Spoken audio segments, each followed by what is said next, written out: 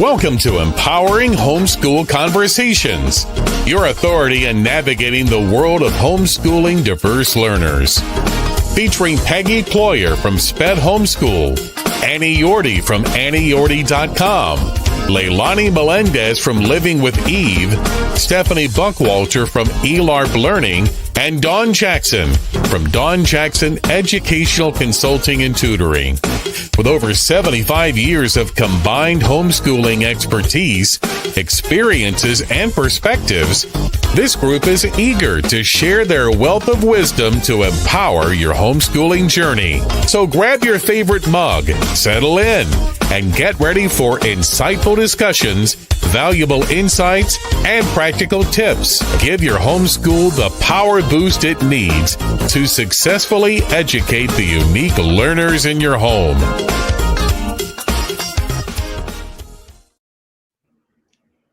Hi, everyone, and welcome to Empowering Homeschool Conversations. Today, we are going to talk about beyond words, how learning a second language can transform struggling learners. And my guest today is Suzanne Gose. She is a former public school teacher who transitioned to homeschooling over 20 years ago when she decided to stay home with her firstborn. She quickly realized how much she missed teaching. Reaching out to her local community to offer small Spanish class, Suzanne was met with an overwhelming interest, 42 responses by the next morning. Since then, she has spent 23 years public speaking and teaching Spanish to homeschool students in the classroom setting. Suzanne is happily married, mother of 5, a small business owner, and the founder and board member of Community Homeschool Center. She and her family enjoy life on their 15-acre farm in Central Texas. Passionate about supporting the homeschooling community, Suzanne loves teaching Spanish weekly, helping families in their homeschooling journey, and maintaining a happy, well-organized home. I wish I could say I had a well-organized home. Welcome, Suzanne. I'm glad to have you on the show.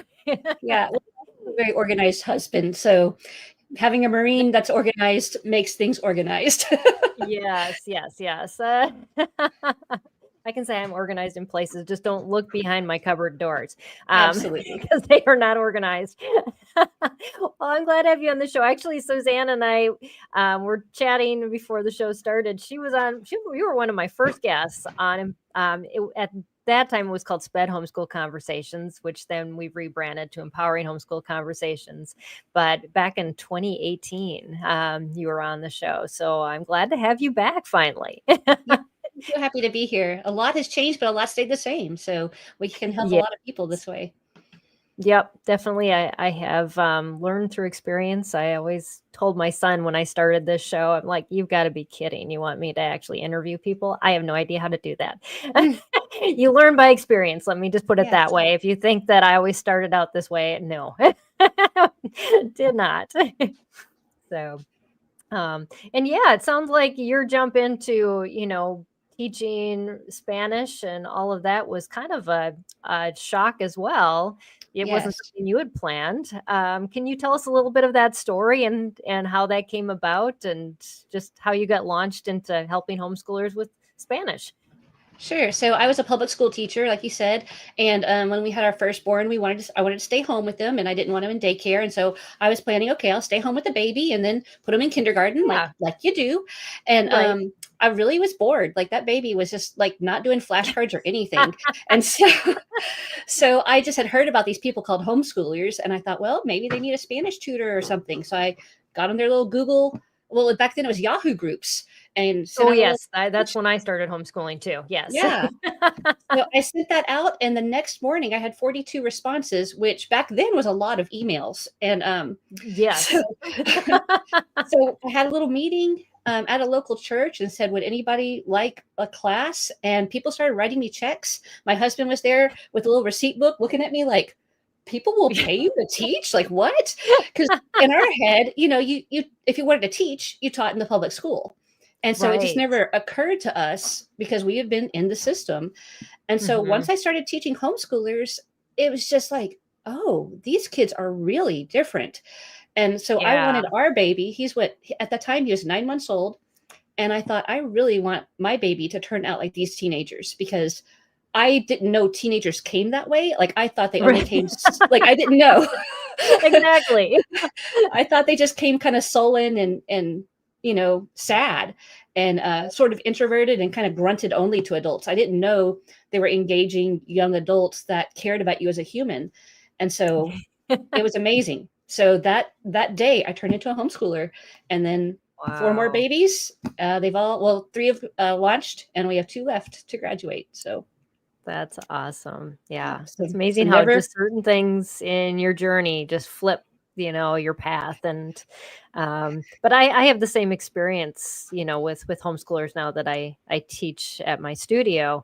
They just catch on so much faster, and they are Mhm, more engaging. They actually push themselves more than I mhm, see the students in the typical classroom. They've been taught how to, learn at the pace of everybody else versus yes. just pursuing where they are. It's their sweet spot. They seem to just hone into that. So Right. that There's a lot of conditioning, I think, when no matter where you are, if you're somewhere for 8 hours a day, you're going to be conditioned. Whether it's a good condition or a bad condition, it's still a conditioning.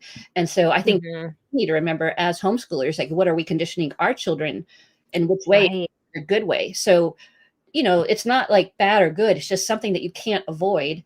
And just think about what that environment is for your child, and then for us too. So there's always Mhm.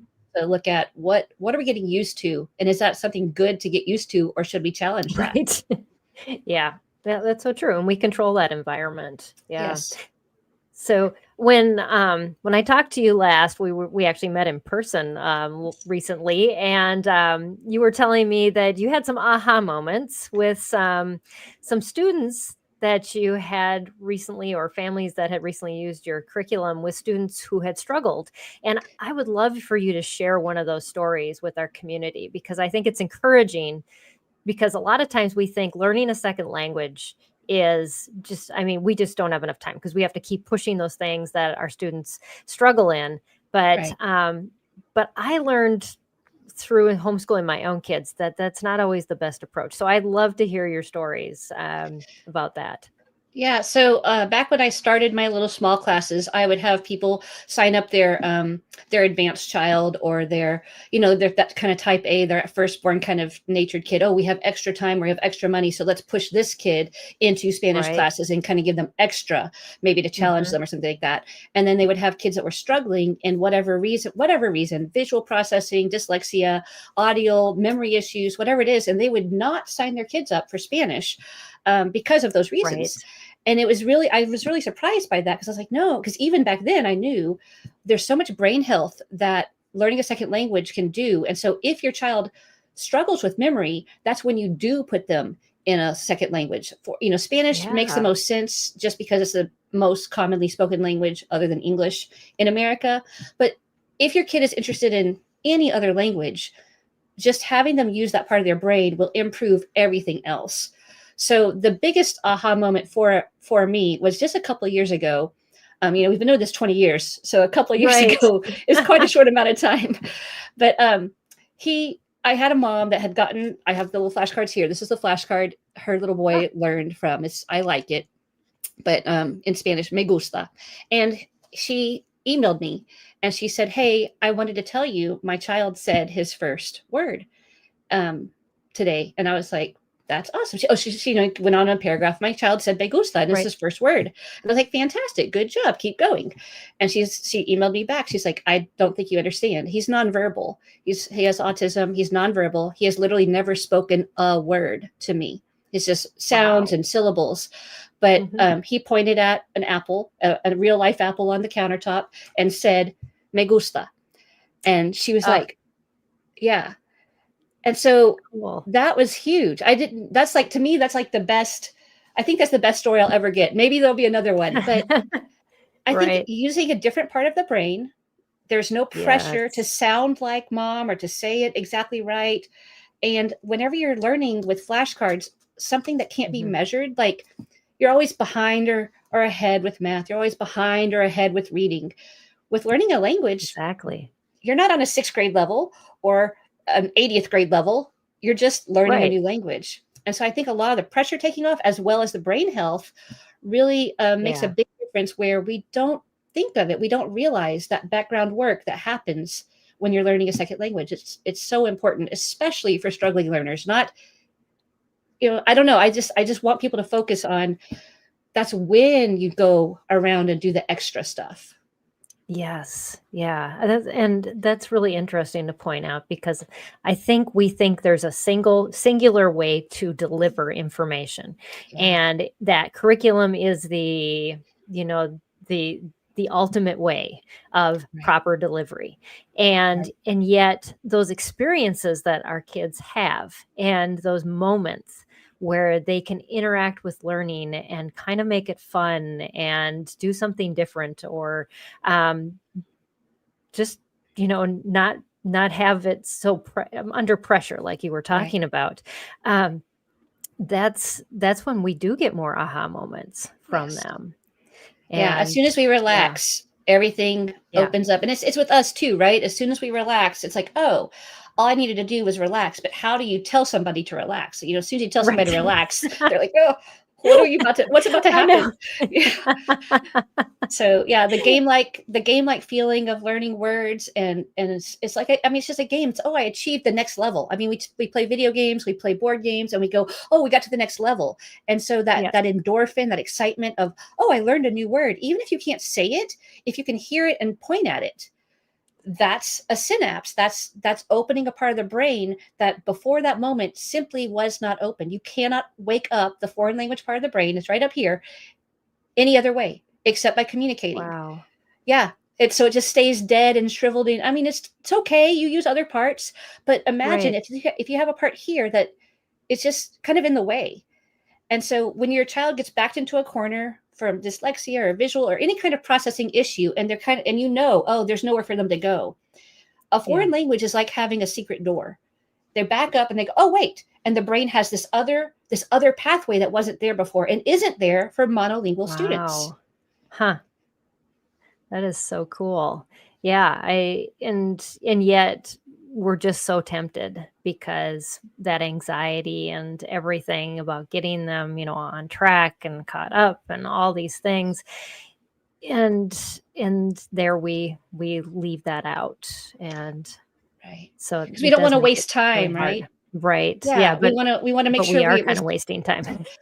It's so frustrating, because I think of a lot of it like with sports. Like if your child really needs to work on those free throws or whatever it is. And so what do? You spend all this time on free throws, and you're doing the free throws constantly. But if you took one day and did some push-ups, or if you took one day and did some jumping jacks, you did something else that strengthens the ability to do the free throw. And that's what foreign language is like. It's like adding in that stretching, those calisthenics, the fundamentals, and then everything else, reading, writing, executive functioning, memory, wit, everything else improves. But all you did was spend time on saying what you like and don't like in Spanish.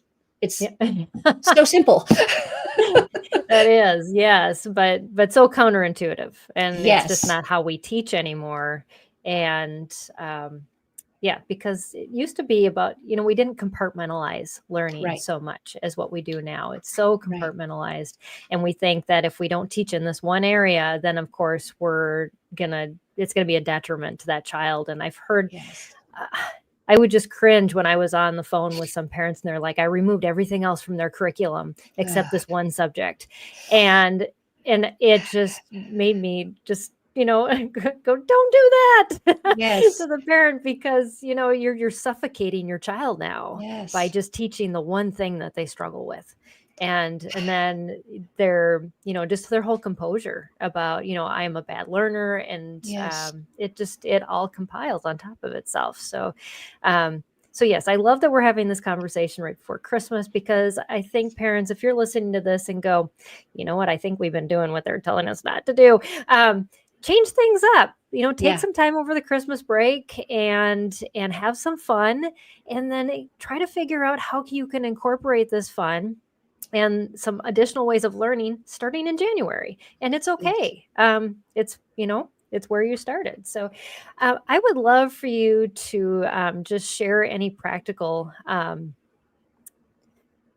tips or ways that parents could incorporate a second language into their homeschool routines, that if they feel like maybe I don't know where we even have time for something like that. Right.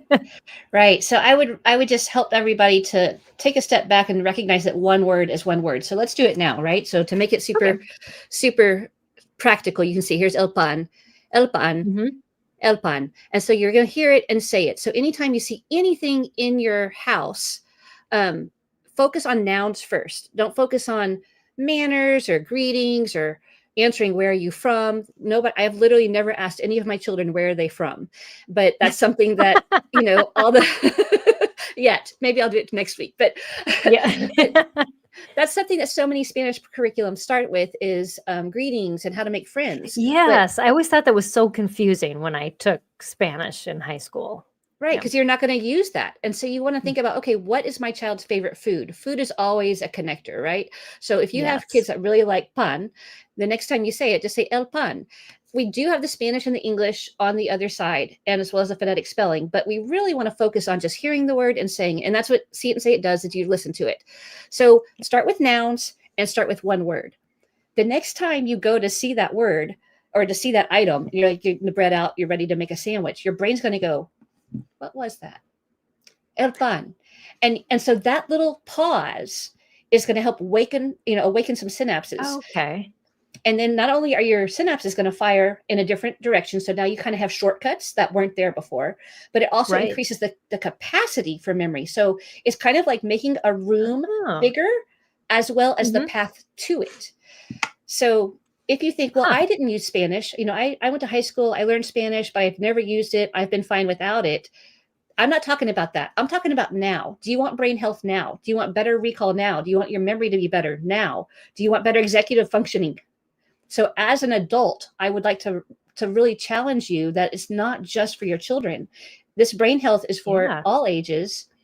And of course, it will help you like the normal way, right? Oh, now I can speak to more people. I can help people that are in need, things like that. But the brain health, it can give you 10 more years without dementia. Like if you're going to Wow. get dementia, we don't I know, and know that's a how to huge stop that. concern for adults now that they're Yeah. going, "How do I avoid this?" And so Yeah. that's a great tip. Yeah. Absolutely, and So we as you can get a moms decade more.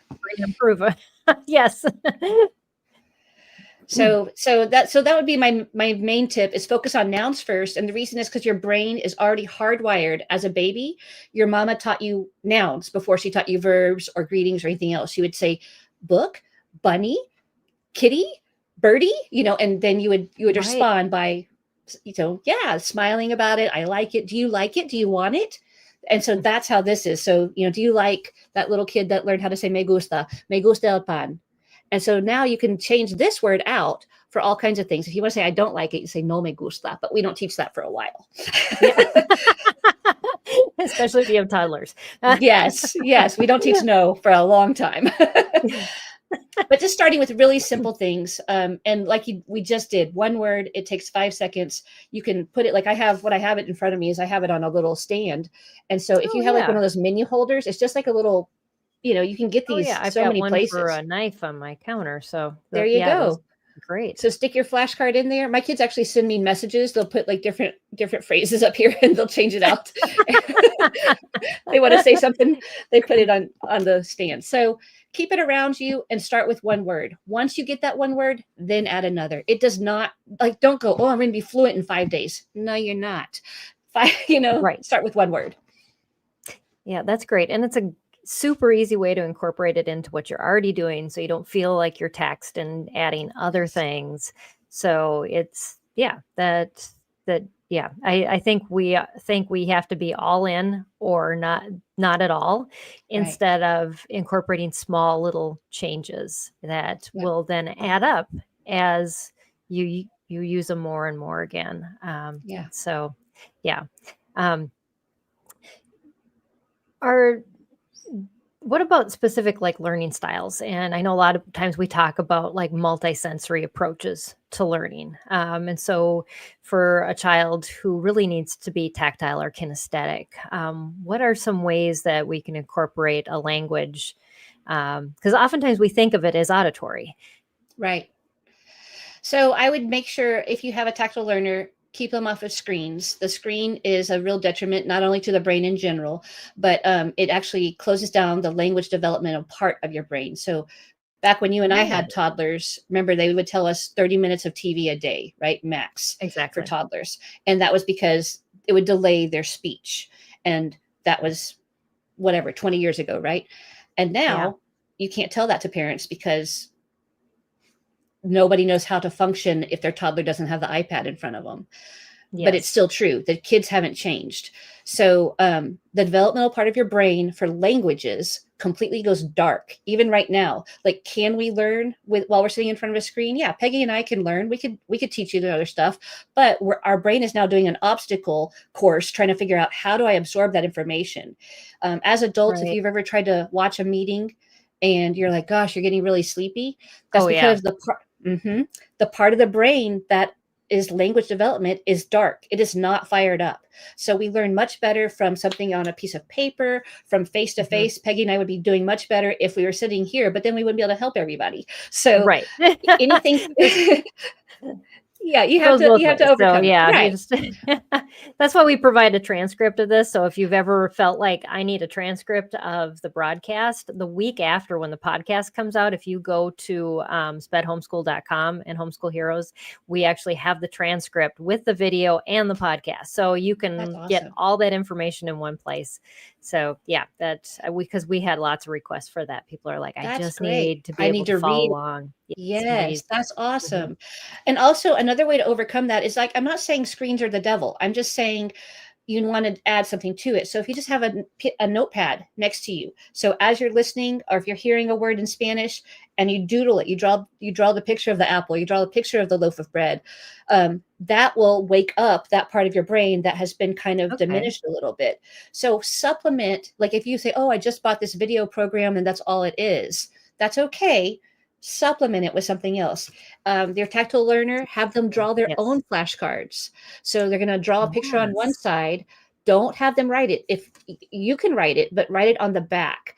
So we don't typically think in words. We typically think in pictures. And Right. so we want to try and help our brain to grab the new language, me gusta, me gusta. And so the next time you see a little kid in an orange shirt, you're going to be like, oh, he looks like the me gusta boy.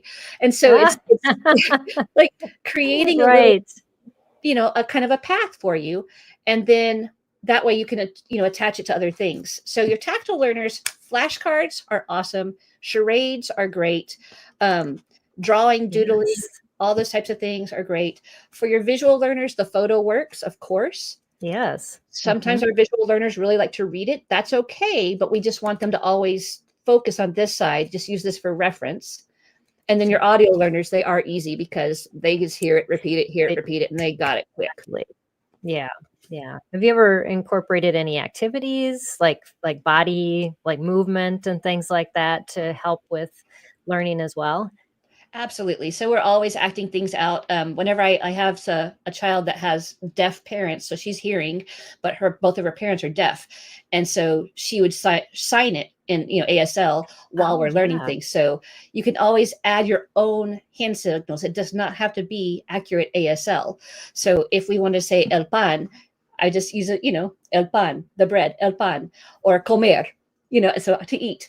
So anything you're doing, me gusta. You can always add actions to it, as simple or as complex as you want, and that will help the brain to grab it that much more. Awesome. So yes, I know when we memorize scripture verses, I would always do that with my kids because that's how I'm a kinesthetic learner. I have to yes. be moving, and so I'm like, okay, if I'm going to try to memorize this, that means I'm up and moving. They're going to be up and moving too.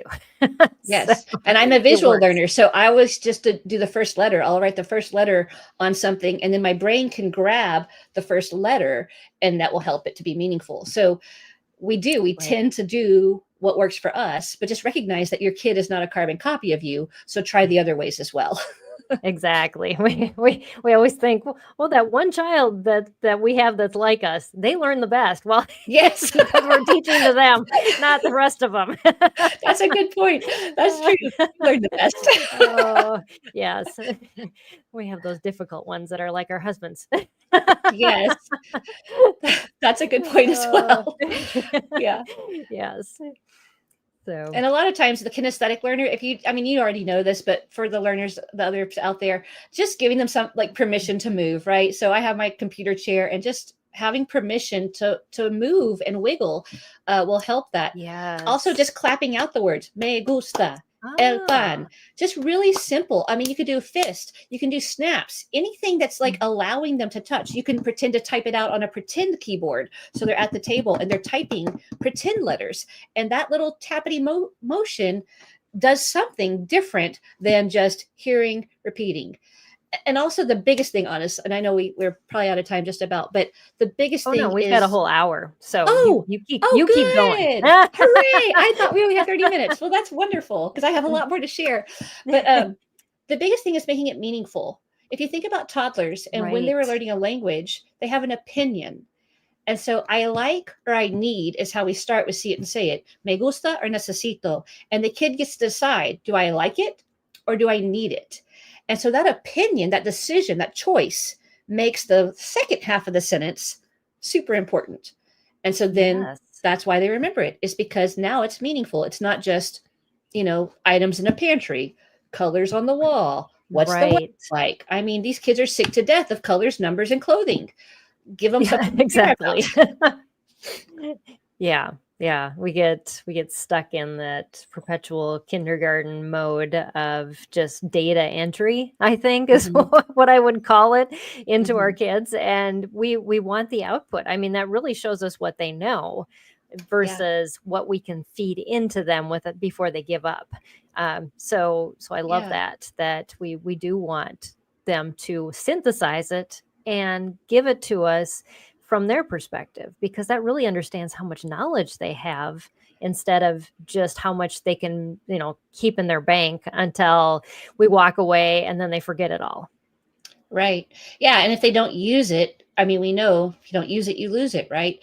And so Exactly. using it not only helps with the memory, but it also makes more space for other items and not just foreign language. Right. So once you start Absolutely. seeing that vocabulary go up and that usefulness, and they're excited about it, nobody's expecting them to know it. And so that Yeah. surprise in somebody else's face goes, ooh, learning these interesting tidbits, this little bit of memory work that I'm doing now impressed others. People's face went up.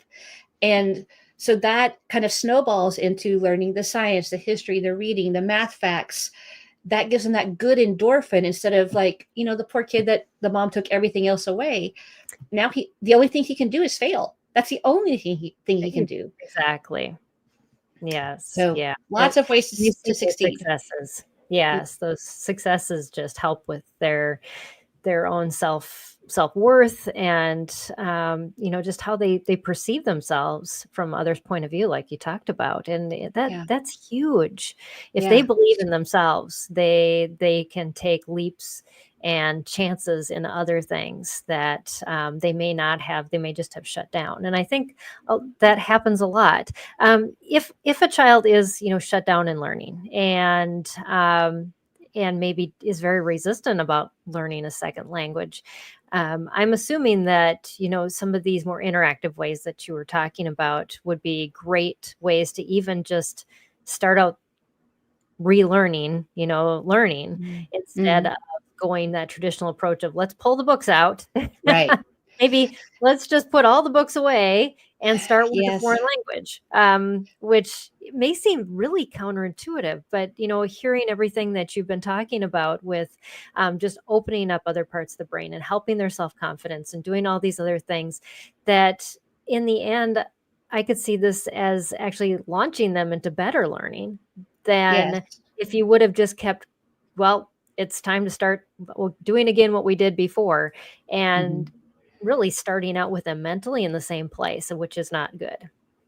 Right. I think we just repeat what we did, right? Was so when we did Spanish or French or whatever foreign language we had, and even elementary, like some of the schools do it earlier now, which is great, but they start with colors, numbers, and clothing and or school supplies, and it's just not super interesting for children.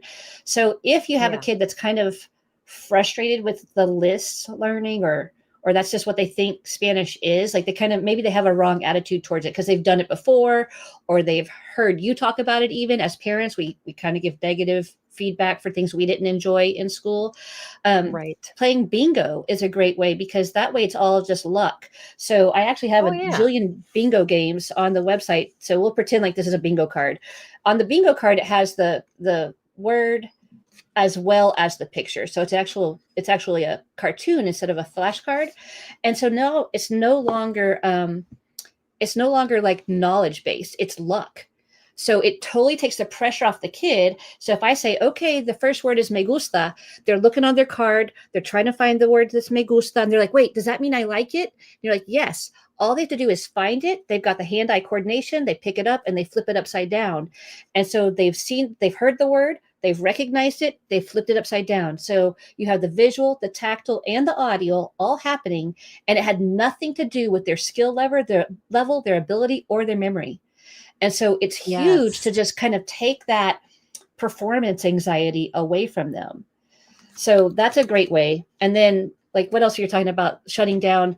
Like, I like to cook the bread. Me gusta cocinar el pan. And so a kid might be like, oh, no, me gusta comer. I like to eat the bread. So the series model also helps. Like, the kids, that's like, they have a reaction, right? So I put together a sentence that can be moved. It's not on a piece of paper.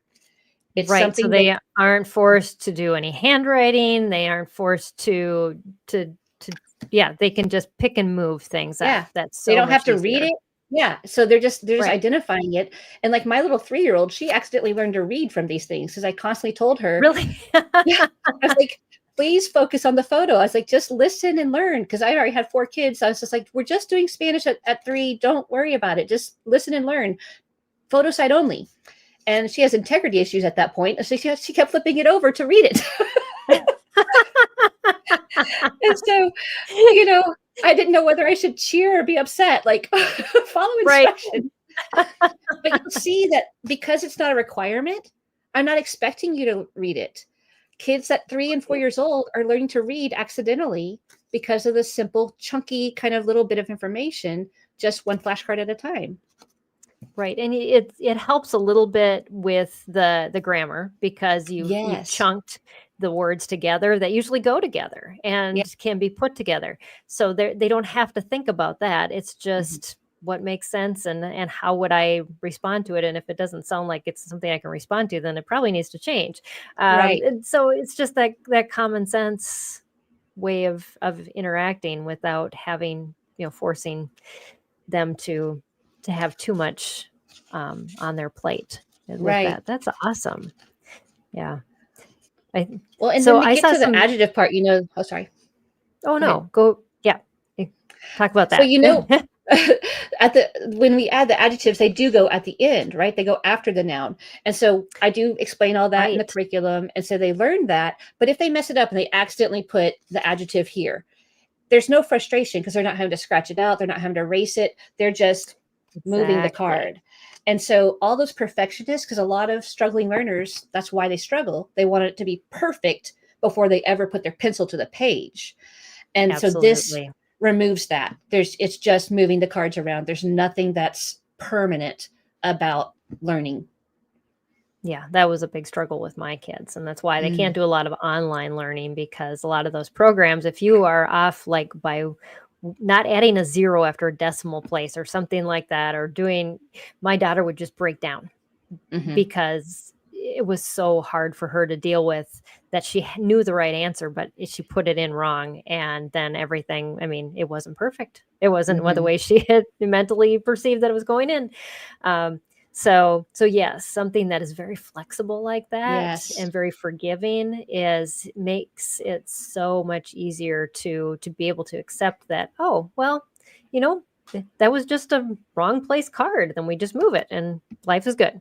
Yeah. So yes. I love that. Yeah. And I think that's a very good way, because we kind of started this part of this conversation talking about shutdown learners. And I think that a lot of kids who are shutdown learners, they are those perfectionists, or they failed so many times that they're afraid to fail again, because it just kind of it eats away at them Yeah. and at a certain point you just don't want to do something that you keep failing at or you feel Right. like you keep failing at. And so to have those successes and to have that flexibility makes it so much more fun. Yeah. Yeah. So let's talk a little bit about fun. Okay. And adding fun to learning and just how you do that with your own curriculum and how you've seen students respond to making things a little more fun versus, well, this is serious and we've got to learn all this stuff. So I think the main thing is because there is a manual that goes along with it. So you have the manual that teaches you, which lessons to do and everything like that. It has it all listed for us, kind of the type A type people that really want to know exactly what's coming. You have it written out here, and the transcript is Right. actually read to you. So everything that's in the book is on the audio. So you could just not read the reference book at all and just listen along. That already goes, oh, there's no textbook for the kids. No, there's no textbook for the kids. The kids have the flashcards, they're listening and they're touching. So laying a card out on the table and just hearing it and touching it and repeating it is the first start. For the perfectionist kids, what I give them is something to touch it with. So they can use a ruler, they can use a fly swatter, they can use a pencil, those sticky hands. Huh. If they're like, Oh yeah, anything that's not, not your finger, that's okay too. So that's a fun way. And then of course we can act it out. There's speed rounds. And then I think the biggest thing for our perfectionist learners is being worried about how they sound. Like a lot of times they don't want to speak. yes, right. Because they're not sure That they're is going to true. say it exactly right. So what you do with them is, let's see if I have one. I don't have one. But I have googly eyes on the website. And so you put them on your fingers and you can actually say whatever it is with your hand, so you got the little googly eyes and Or like a puppet or something like kind of like a that. puppet, right? So Yes. even if you don't have that, you're like, well, I don't have that. Use an old sock, right? Put a sock on your Oh, yeah. hand and just do that. You can use any kind of little anything, me Oh, I love gusta, that. me gusta. And so they just having a voice, like change your voice, go higher, deeper, growl, whatever you want to do, that it's no longer you. And you can even hide. Like I would even have students that would go down below the desk and hold it up high. Me gusta. And so taking that pressure off the face helps them to now Yes. speak. So, Yeah. and it really helps if you'll do the voice. If you'll be funny first, Yes. the kid will relax. Yeah, I found that even with like when my kids wouldn't talk about their feelings, we always had puppets. I had one especially that was, really struggling through some stuff, and we got this one puppet and he would just open up when the puppet was in his hand, and I'm like, what's going on here? But it takes the pressure off. It feels like that I am not being focused on and all the attention isn't at me, but I can share and I feel a little safer. And Right. so parents, if you're really struggling with a child that has that perfectionism, or they're just dealing with some deep things, that is some great advice that Suzanne just shared with you about that. Yes, I love that. Yeah, because you can just look over at the hand, even if you just let your hand talk. So now the child is looking at the hand, you might be looking at the child's face, and that's fine because the child's no longer required to make eye contact. I mean, how many times do we look at these little boys and say, look me in the eye? And that's the one thing they can't do and tell you the truth and admit that they messed up. And so we want them to fess up, Right. tell us what they did wrong, and also look us in the eye. My goodness. I mean, they're 8. So, Right. so let Exactly. them, focus on something else. And same with learning anything. Once you take the spotlight off of their face, they're able to perform and show you what Love they that. know. Yes, that is so true. And just a gentle way of parenting, of homeschooling, that I think we've forgotten about, that because we have so much, we put so much stress on our kids, stress that we put on our own selves that we probably shouldn't either. I know we Right. shouldn't. And it snowballs, and it snowballs actually our goals that we have for that child, because we allow that to come into just how we teach, instead of just relaxing and enjoying it and meeting them where they're at, which is so important. Yeah, I think a lot of it is just we can't help but repeat what we experienced. It's just Yes. it's the norm, it's familiar. And so when I think about homeschooling in general, if we can just avoid the trauma that we had at whatever subject, whatever teacher, whatever one event, if we can just avoid that, then that's, that's stellar already. Even if they, Absolutely. they're not cold. Like I was always cold in school. I was freezing all the time. And so I Oh, love that my children are not cold while they learn. I love that. yes. And you have the opportunity to give them blankets and lots of Yes. other things you probably didn't have in a cold classroom No. environment. Yeah, you would be crazy if you wore a jacket in Texas in an elementary Right. school. You were crazy. You wouldn't wear a jacket, but it was so cold. So these I small love things, that. that really affects our learning. If we can simply Yes. avoid that part, we're doing a great job. We're giving them better than what we had, that's all we can do, right? Right. And I think that brings up something I hadn't even, thought of as part of this conversation, but I'd love to chat about just a second. Is that we as parents don't often think about those things that determine how we teach Mm, because of those past experiences. We don't even evaluate it. We don't even know why we do what we do.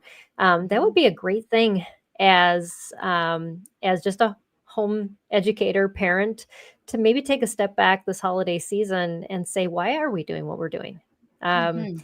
I'm sure you've done that multiple times in your Oh, yeah. homeschooling years, Suzanne.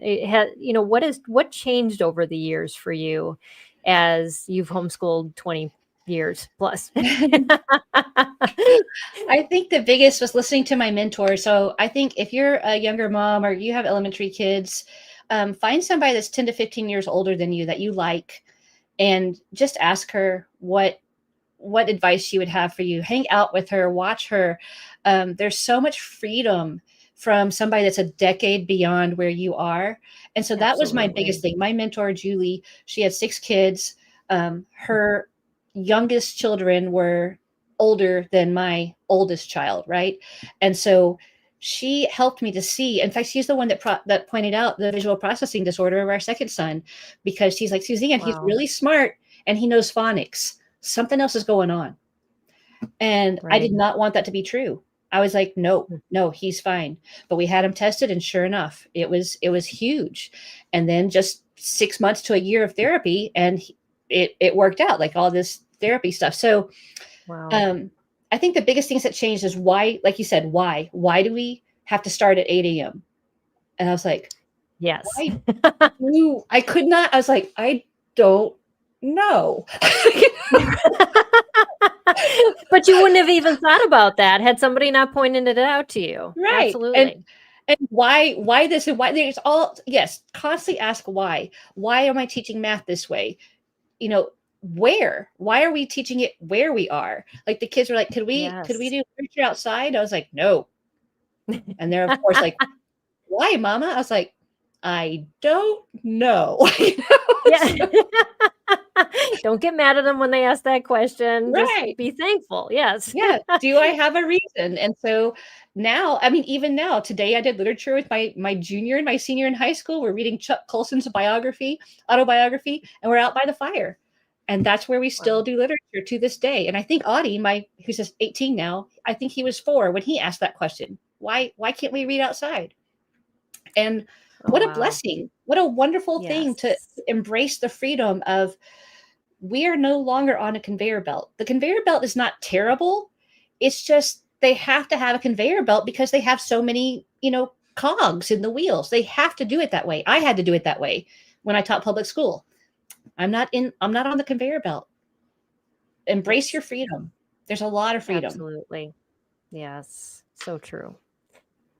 Well, Suzanne, I'd love for you to share a little bit about your program. Suzanne Okay. has so many resources, so I want her to share with us some information. And she used a lot of visuals in today's broadcast. So if you're listening to the podcast, definitely you want to check out the YouTube video, at least parts of it. You can either pick that up on YouTube, Facebook, on our pages. There'll be some reels coming out after the podcast as well. So those are things to look into as well for seeing what she was sharing as far as the cards, if you're interested in those. But talk a little about your website, flipflopspanish.com, and what people can find on there. So yeah, so I always forget about that. I am super visual, like I said, so I'm always showing people everything, and instead of just saying it. But that's why it's okay. called see it and say it, because that's how you learned your first language. You saw an item, your mom said it to you, so your brain is already hardwired. If you're doing it any other way, you're kind of trying to make your brain do something that it's not used to doing. So it's a good idea Right. to try and say, okay, what can I look at? Not the word, not the written word, but what can I look at that I can identify? And then, so this is cocinar, to cook, cocinar. And so I'm holding up another photo, y'all, another flashcard. Also recognizing that it's a photo and not a drawn cartoon of some sort. So when your mama was talking to you in the crib, she held up the actual bottle of milk or the apple or the bread. She didn't hold up a cartoon. Especially for struggling learners, if they have a visual issue or context or any kind of little difference the way they are, if you show them a cartoon, they're going to give you an opinion on the artist that drew that. Like they're going to be like, right, exactly. Why is it that color? Blah, blah, blah. But if you give a photo, it removes all those questions and those attitudes. It's just, oh, that's what it is. Yeah. So learning a language is a lot about removing obstacles. And once you do that in the language portion, you're going to see ways to do that in all the other subjects. So see it and say it. You lay out the flashcards, you push play on the audio, and it talks you through the whole 2 years of curriculum from ages 3 all the way to 93. Anybody can learn. The lessons are like 15 minutes. And then when you're ready for high school Spanish, you're like, well, I want the credentials. I really need that high school credit. We have SpanishGDCs.com where I do it more at a scholar level. You're still the same method, but you're reading you're reading the stories, you're listening, and you're conversing at a higher level. That's awesome. So yes, and I will include the hyperlink in the show notes so you don't have to try to spell anything or figure out what I said. But if you are listening and want to write it down right now, it is flipflopspanish.com. And I even say, like your cards, they're very inexpensive. If parents just want to start out, well, it's like what we were talking about earlier, and just get a set of cards and use them to help their students, learn some alternative words. I think when we talked years ago, I remember you talking about how when a child had to do something that was like typical, that it was much more exciting if you used like different words, like a Spanish word in there. And that always stuck with me, that, oh yeah, we can make things more exciting instead of like, this is something we do every day, like put your shoes away. Right. So let's just call, the shoes their Spanish version, and, just change it up a little bit. And that it makes a huge difference. It just adding that variety into their lives, and it just makes things more exciting. It's like when you hear somebody speaking in a foreign, accent, or it sounds so cool. Yeah, variety is huge, and it does, like you said, it just adds a little spice to your life. If you really wanted to do just one word a day, we do have a calendar. Even you can hang it on the wall, and it's a calendar, 1 word a day. You get to doodle and label the thing in the picture at the top, and it comes with audio. I would never do that to you. You always have audio, so you can hear the word, identify it, and you're like, hey, we learned 1 word today, and you don't have to find it. It just stays on the wall. So if you're looking for something like that, say, Suzanne, I'm not ready for a full 2-year curriculum, but I hear what you're saying. I think I could do 1 word a day. Then we have 2 different levels of the Spanish Fun Activity Calendar. I just don't want you to be scared. Try it and embrace it. If you need more help, email, message, Facebook me. I love this stuff. You're never going to annoy me. I want to help. Yeah. And yes, and that's something we always encourage. I think I have, various curriculum people on, and I think I've been talking more and more in the past couple of years since I've been dealing more with curriculum creators. I just encourage our parents, call these people, email them, because they truly want to help you. If you're struggling with teaching something that they wrote, let them know. They probably have a solution for you, but you're not going to figure out what it is until you ask them. So reach out, because that's instead of just saying, well, this isn't working. I think we do that too often and too early. Mm-hmm. And Mm-hmm. instead of really figuring out, I mean, if you fell in love with the curriculum, there's a reason you did. Right. And it's so ask. I mean, the worst thing they can say is, I don't know. Right. but maybe you've also encouraged them to add something to their curriculum that they hadn't really realized was necessary as well. Or Right. like the family you shared the story about, Mm-hmm. Suzanne, what if that mom just never told you? I mean, Yeah. it would not have impacted your outreach and how you felt your curriculum could be used even. And so those interactions are so important, and we've got to keep Yes. them going. Yes, I So totally agree. awesome. Yeah, we want to help. Otherwise, we wouldn't have done it. Like we're not in Exactly. it for the money, y'all. We want to help. If something, I mean, seriously, if something like this already had existed, I would have just taught my little Spanish classes, followed the lesson plan, and done it. But the reason it exists is because everything that was out there didn't really work for homeschoolers. Yeah. It worked in a public school when you see the kids 45 minutes a day, every single day, and even then, y'all, that curriculum was not good. I mean, we just were, we had to follow it because that's what the school district had. But now Right. I actually And have schools using See It and Say It. Because why? Because it works better. Because it's the way you learned your first language. So yes. yeah, we want to help. Absolutely. Very cool. Well, thank you, Suzanne, just for the work that you do, and the dedication that you've had in the homeschool community for so many years. I know it's hard to continue to keep just doing it as it really is a ministry. A lot of us in the homeschooling, like you said, it's not like you're getting money from the public schools. Right. Right. And most homeschooling families are one income. And, we as providers into the homeschooling community, we can, the same as our nonprofit and we consider that, and we understand. We've been there, homeschooling our own kids. We know what it's like. And so we're not, it truly is a ministry. Yes. Yes, absolutely. So I appreciate your dedication and just all that you do. And I know you do a lot in your local community too, and not just with your curriculum, your Spanish curriculum. So I appreciate that. And all that you do to pour into families and kids. I'm sure it's affected your community a lot. Thank you. I mean, we've learned so much from being in one community for a long time really helps in a lot of ways. It's such a blessing, and it's something that you can't always choose. So I'm really grateful that we have been in the same place since my first kid was born all the way till now.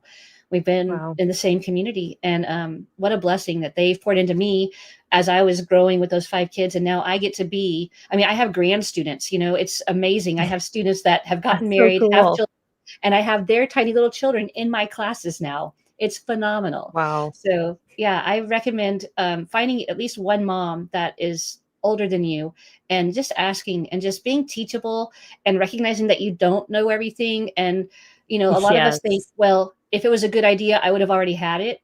And that's not the case. Be open to people offering solutions to problems that you don't even see. There's some problems that you don't see as a mom because we kind of got a little blind spot.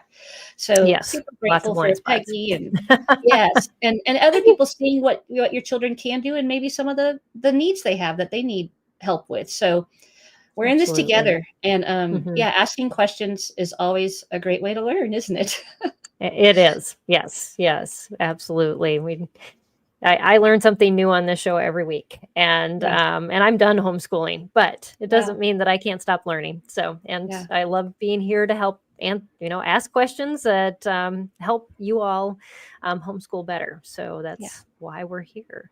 But I'd like to do a little plug for our, so on Thursday of this week, if you're listening live, if you're on the podcast, this is already over. Sorry. I talked about it a little bit last week, but we have a holiday cheer and learn party that's coming up Thursday. It is free. We'd love for you to register. If you go to our website at spedhomeschool.com and you look up at upcoming, you'll see either from our calendar or our workshops page, but we have a incredible lineup of people. We're going to, Sarah Collins from Homeschool T is going to do some baking with us, Oh. holiday baking, and teach motor skills, fine motor, gross motor skills through baking. And then we're going to do a multi-sensory Christmas reading lesson with Don Jackson. Steve Demi's coming on for a Christmas devotional. Ooh. I'm going to be leading a fitness break.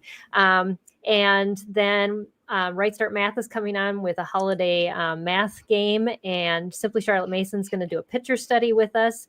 And then we have an interactive Christmas history lesson with John Knotgrass from Knotgrass History. Wow. Carol Brown from Equipping Minds is going to be on for some brain training games. And then we have a craft with Annie Yorty.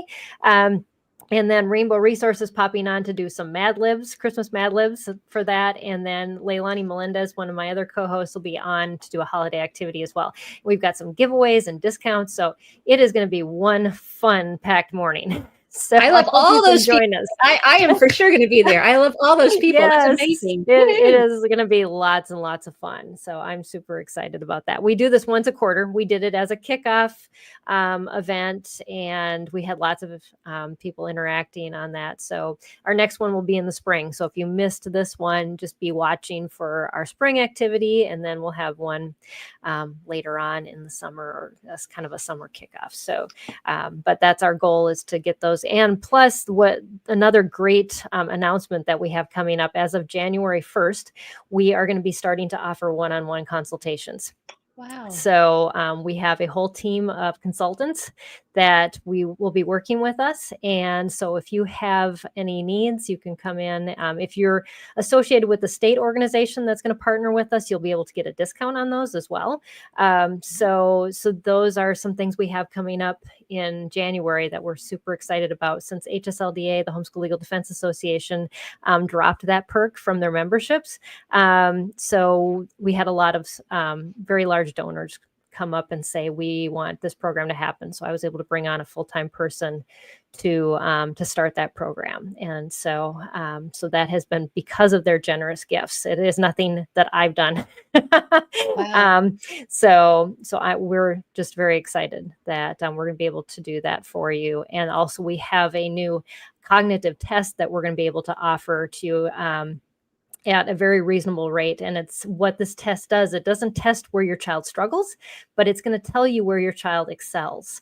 And so if you're like, how do I teach my child? How do I, teach to where they're gifted? Because every child is gifted. They have certain things that they're very good at. And so this test actually pinpoints those, and it gives you ideas on how to teach to that child. And then if you want a follow-up consultation with one of our consultants, kind of dig through that will be available for you as well. So those are some huge things we have coming up, and we are just over the moon excited that we can help you this way. So yeah, lots going on, but it's things that I have dreamed about for years, and just That's can't amazing. wait.